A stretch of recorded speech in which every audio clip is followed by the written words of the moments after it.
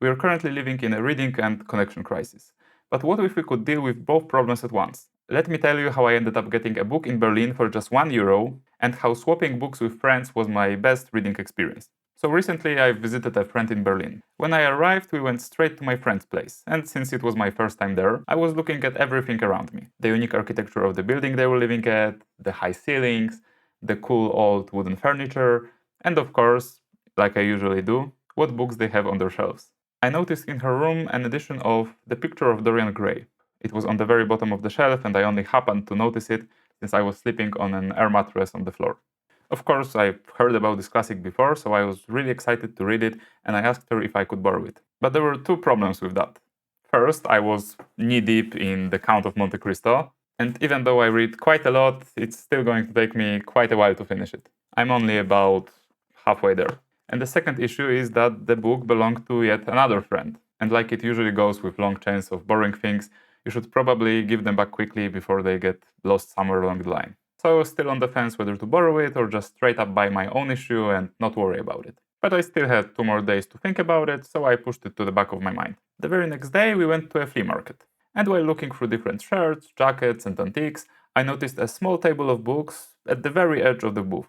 I approached it to check out if there is anything not written in German, and look and behold, it's The Picture of Dorian Gray.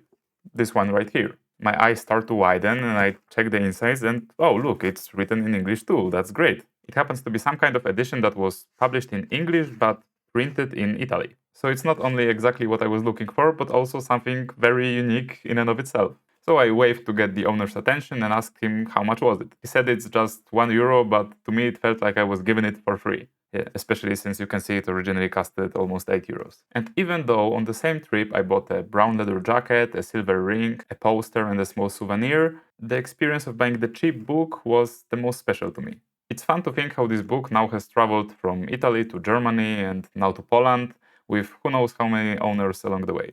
But even though finding a perfect book at a flea market for €1, what's even more exciting for me is exchanging books with my friends. Then you both get to discuss what you liked and didn't like about it, having a seriously deep conversation over something you have in common. And as a small bonus, you're probably more likely to actually finish reading the book quickly, since there is someone waiting for you to give it back.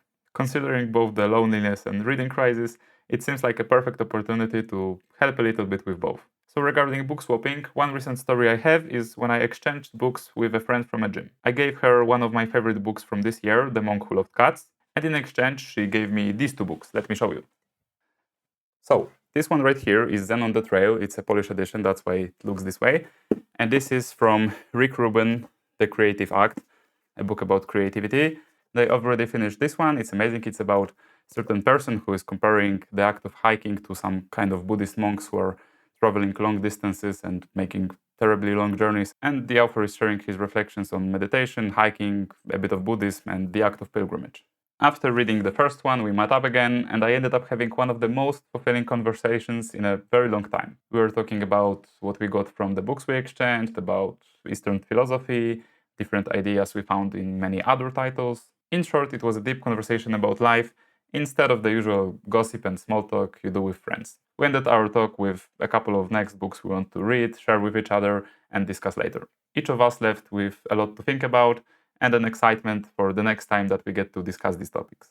This also makes me think that maybe taking this more social approach to reading would help more people stick to the habit, and find in it something more than just pure obligation to read more because you have to. While right now the mainstream topics are typically related to what we see on social media, and in my view quite meaningless drama, since that's what almost everyone is consuming nowadays and people can connect through that the easiest.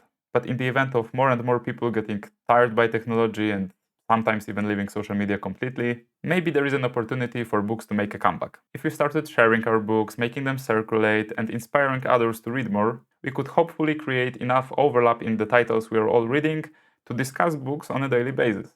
This could create a kind of snowball effect where the more we all read, the more we discuss what we're reading, the more good books end up getting recommended, which again helps us to read more and discuss more books and so on and so on. For now, I'm trying to work on my own habit, and I hope that if I become very well read, I can recognize and pick up any titles that people around me, my family and friends, are currently reading.